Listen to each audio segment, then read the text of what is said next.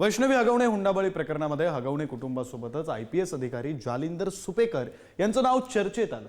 कारण जालिंदर सुपेकर हे वैष्णवीची सासू लता हगवणे हिचे बंधू आहेत। आता याच सुपेकरांचे एक नवनवे कारनामे समोर येऊ लागलेत। एका आरोपीकडे 500 कोटींची लाच मागण्यासह कैद्यांसाठीच्या फराळ खरेदीमध्ये अपहार केल्याचा गंभीर आरोप त्यांच्यावर केला जातोय। बघूया या रिपोर्टमधून।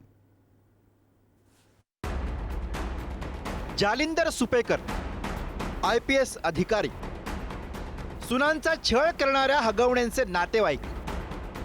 हगवणे कुटुंबाप्रमाणेच या सुपेकरांचेही एक कारनामे बाहेर येऊ लागलेत।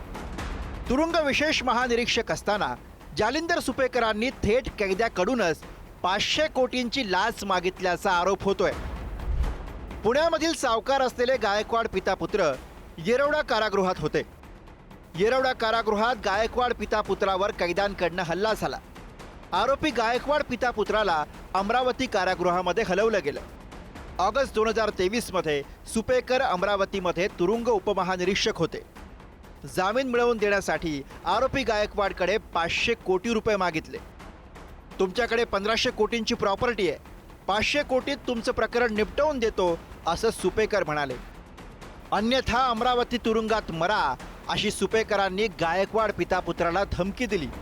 गणेश गायकवाड आणि नाना गायकवाड एक विशेष कक्षामध्ये त्यांना बोलवलं आणि साधारणतः 9 ते 12:30 पर्यंत की 12:30 पर्यंत त्यांना धमकावण्यात आलं की तुम्हाला जर माझं ऐकायचं नसेल, मी तुम्हाला इथून येरवाड्यातनं कसं अमरावतीला आणलंय, आता माझी पोस्टिंग आहे, तुम्ही माझ्या हातामध्ये आहेत, असं करून त्यांना तिथं बोलवलं आणि तुझ्याकडे 1,500 कोटीची प्रॉपर्टी आहे, तू मला 550 कोटी रुपये दे, मी ही प्रकरण जे फिर्यादी आहेत ते सर्व माझ्या ऐकण्यातले आहेत आणि मी त्यांना ते सांगून ही प्रकरण तुला सॉल्ट आउट करून देतो, नाहीतर आम्ही तुला जीव वाचू देणार नाही। वैष्णवी हगवणे प्रकरणानंतर रडारवर असलेले जालिंदर सुपेकर यांच्या कारनाम्यांची मालिका थांबायचं नाव घेत नाहीये। आता स्वाभिमानी शेतकरी संघटनेचे अध्यक्ष आणि माजी खासदार राजू शेट्टी यांनी थेट भ्रष्टाचाराचे आरोप केलेत। कैद्यांना देण्यात येणाऱ्या फराळात सुपेकरांनी 5 कोटींचा घोटाळा केल्याचा दावा शेट्टींनी केलाय।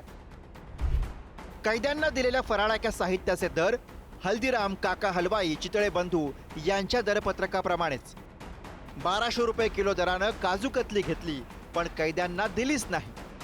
प्रत्यक्षात कैद्यांना लोकल मार्केटमधील फराळ खरेदी करून दिला गेला। खरेदी पत्रकातील दर आणि प्रत्यक्ष दरामध्ये जवळपास 40 ते 60% तफावत आढळली। की हगवणे केसमध्ये खूप सारा राजकीय हस्तक्षेप आहे। जालिंदर सुपेकरांचे सख्खे मेहुणे शशिकांत चव्हाण हे खडक पोलीस स्टेशनला PI आहेत। याच शशिकांत चव्हाण यांची अरबो खरबोची वेगवेगळ्या बिल्डर साइट्स पुण्यामध्ये चालू आहेत। त्यामुळे शशिकांत चव्हाण आणि जालिंदर सुपेकर या दोघांची चौकशी करण्यात यावी। या केसमध्ये कोणी भ्रष्टाचार कोण करत असेल, कोण कायदा आणि सुव्यवस्था खराब करत असेल, राज्याचं वातावरण कोण खराब करत असेल, तर त्याला आमच्या देवाभाऊचं सरकार निश्चित पद्धतीने शासन देईल, हा विश्वास मी महाराष्ट्राच्या जनतेला देतो। पोलीस अधिकारी जालिंदर सुपेकर यांच्यावर भाजपा आमदार सुरेश धस यांनी गंभीर आरोप केलेत। जालिंदर सुपेकर यांनी तुरुंगातील कैद्याकडून 300 कोटी रुपयांची मागणी केल्याची तक्रार आपल्यापर्यंत आल्याचं धस यांनी म्हटलंय। तर वाल्मिक कराडला सुपेकरांमुळेच बीड कारागृहात ठेवण्यात आल्याचा दावा सामाजिक कार्यकर्त्या अंजली दमान यांनी केलाय। माननीय कोण आहेत ते सुपेकर, या सुपेकराबद्दल बऱ्याचशा तक्रारी माझ्याकडे सुद्धा आलेल्या आहेत।